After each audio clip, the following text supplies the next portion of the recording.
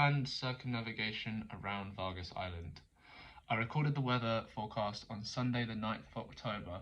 This is not ideal because it is outside the normal kayak season and the weather had started to deteriorate.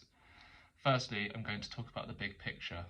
At 1600 hours, a ridge of high pressure is located over Explorer and is potentially moving slowly towards Queen Charlotte Sound. So the ridge is moving closer towards us. The most amount of wind is at the edge of a high pressure system, and this could affect us. I would expect the winds to increase. At 1600 hours, there is a cold front over Bowie moving towards Cape Scott. At 2300 hours, there is a security warning. A ridge is located over South Bowie with northeast to southwesterly winds. This shows that the weather could deteriorate because of the direction of the southwesterly winds. In the area forecast, gale force winds are predicted. There is a gale warning in effect. Northwest light wind from 15 to 20 knots, increasing overnight to northwest 25 to 30 knots.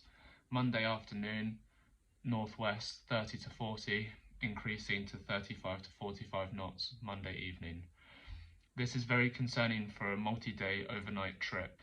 Novice paddlers should not exceed 11 to 15 knots of wind. Heading directly into 20 to 25 knots will stop you from moving forwards, and 34 to 47 is very strong winds, which could be dangerous for all abilities of paddler. The wind is increasing a lot over the course of Sunday evening to Monday evening, and I don't feel comfortable taking a group out in this kind of wind. I will have to postpone the trip until the weather improves. The wave height report is 1 to 2 meters on Monday morning, increasing to 2 to 3 meters Monday afternoon, increasing to 3 to 4 Monday evening. The wave height is increasing throughout Monday. Based on the data from the area forecast and the wave height report, there's going to be very strong winds and large swell Monday evening.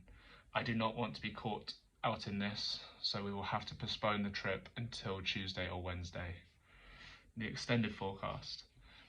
Tuesday, northwesterly 30 to 40 knots in the morning, decreasing to northwesterly 10 to 20 knots.